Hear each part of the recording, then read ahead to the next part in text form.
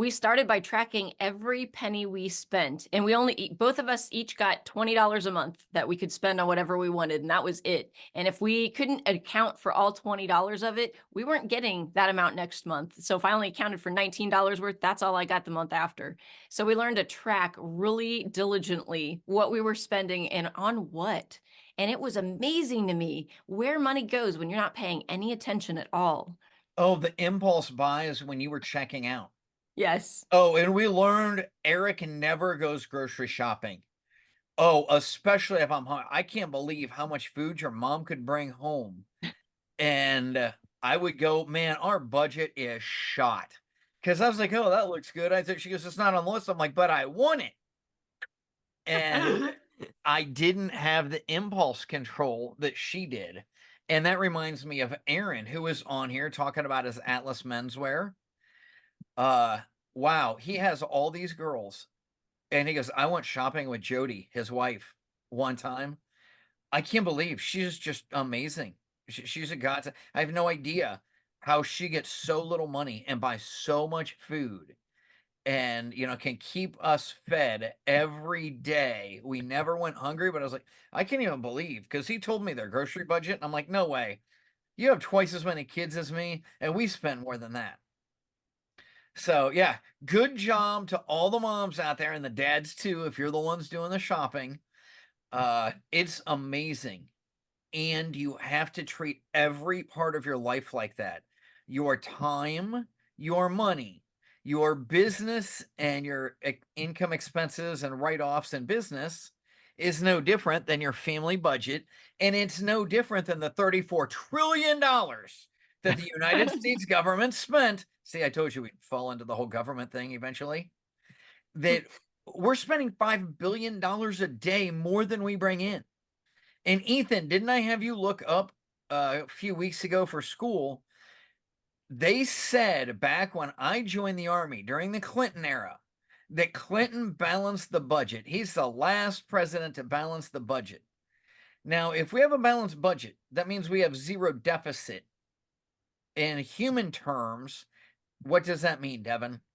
The deficit. You, if you have a zero deficit, then you are bringing in the same amount or more money than you're spending. So essentially, in, I guess, more human terms, your credit card bill is staying the same or going down. But does that mean we paid off the credit card? No. So we still have this massive national debt. We just didn't add to it. So we balanced the budget back in the 90s. Ethan, tell me, is that true? You looked at the amount of debt that our country had every single year going back for decades. Was there ever a year that the debt stayed the same or went down? Not that I remember, no. So even in the 80s, we had all of this money going out. And that's because we didn't track it. We have things called off balance sheet debts. For all of you that deserve your Social Security, you absolutely do deserve it. I'm not going to argue about that. And it doesn't mean you're going to get it because you cannot pay for something when no money is there to pay for it. And I think people are realizing that is what we talked about at the end of last week on our show. You just can't squeeze blood out of a rock. If there is no money there, it's a Ponzi scheme. It doesn't matter what's fair, what's right, or what they promised you. It was doomed to fail from the beginning. It could never have worked. So, Devin, why don't you bring us back into what we're supposed to be talking about? Or actually, Ethan, it's your show. You're up. I was going to say, there was one thing we were talking about before of that Mom had mentioned. People will spend their time on the 80% of stuff that doesn't really matter. I remember it was for school, I think.